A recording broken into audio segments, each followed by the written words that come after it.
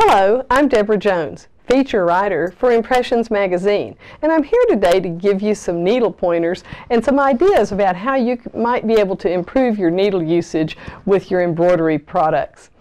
Many times we can use the very same needle type to embroider a fabric as we use to stitch or sew that fabric, but that's not always the case. For example, with this satin, we would use a sharp needle to sew it with, but to embroider it, a sharp needle, because of the concentration of stitches, would cut the satin. So we use a light ballpoint. Another example is leather. If you look closely at this piece of leather, you'll see that it's not cut around the edges because we used an appropriate needle type, and that's the light ballpoint. We didn't use what's commonly called a leather needle or a chisel or wedge point, because that would indeed cut our leather, and it would also cut some of this fine detail that is applied on top of the fill stitches.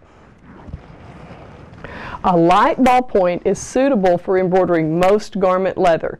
We could use a sharp point on thin or brittle leather. Now, if you're not convinced that your choice of needle type can really affect your finished embroidery product, take a look at these two nylon jackets. First, look at this lilac colored jacket, and you'll see that the embroidery is puckered around the edges. That's because we used a light ballpoint needle, which has a fatter point than a sharp needle. On this jacket, we used a sharp needle and the same design, same stabilizer, and same hooping technique.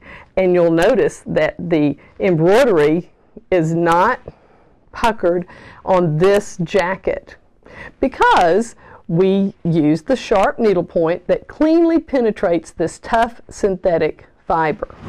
When embroidering tough synthetic fibers, you'll also benefit by using a titanium-coated needle.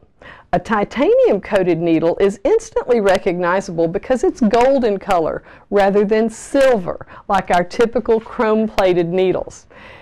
It does cost more, and it's not available in all sizes, but it is worth it because it lasts 5 to 7 times longer than a chrome-plated needle, and that results in fewer needle changes, saving you time and money.